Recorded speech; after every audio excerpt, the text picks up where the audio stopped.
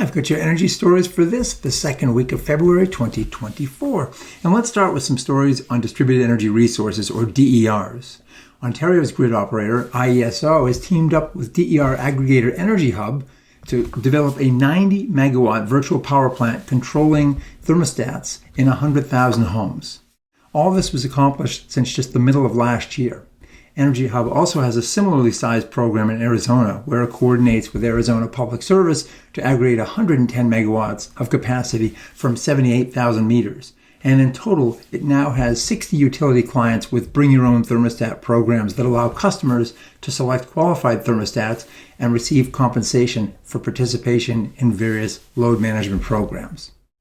The use of DERs in system planning just got an additional boost from the North American Energy Standards Board last week, which, at the request of the Department of Energy, started work on a standardized services contract that will make it easier to aggregate DERs into virtual power plants.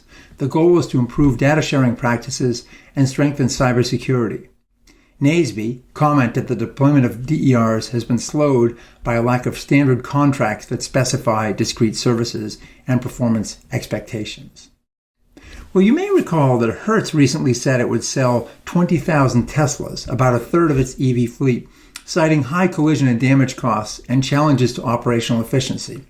On its recent Q4 earnings call, it said it may further cut its EV fleet and also informed Polestar, its other major EV supplier from which it initially planned to source 65,000 EVs, that it would pause future purchases beyond the 13,000 vehicles already taken. Perhaps surprisingly, Hertz's CEO commented that customers in certain areas of the U.S. are more familiar with EVs and less likely to get into accidents than in other regions, and that's been contributing to the problem. Who knew? On its most recent investor call, Ford CEO Jim Farley said the company is rethinking its EV strategy after incurring a 2023 loss of a staggering $4.7 billion in its EV business. Farley said broad adoption of EVs won't happen until costs are similar to those of internal combustion-powered cars. So Ford's working to better match supply with existing and growing demand.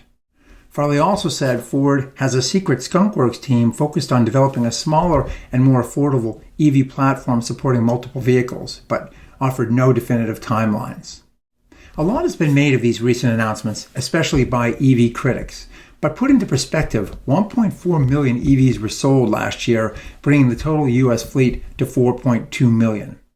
I leave you to draw your own conclusions. And even as Ford pulls in its horns, Toyota, notably slow to push the EV horizon to date, announced it will invest an additional $1.3 billion in its Kentucky plant to support EVs, including a battery assembly line and ability to manufacture its electric SUV. Total electric investments from Toyota now stand at $10 billion. And some of those used Hertz EVs may make their way to Houston. Octopus Energy subsidiary Octopus Electric Vehicles has launched a used EV leasing program in the Houston, Texas area, including unlimited free home charging. Participants must be Octopus customers and will receive a bill credit for all energy used by the vehicle. Leases range from $249 to $699 and cover 7 types of used EVs, ranging from the Chevy Bolt to the Tesla Model 3 and the Audi e-tron. And finally, NASA is completing phase 1 of an initiative to put Nukes on the moon. It's developing a concept design for a small reactor that could be used as a demo site on the moon, with future permutations eventually slated for use on Mars.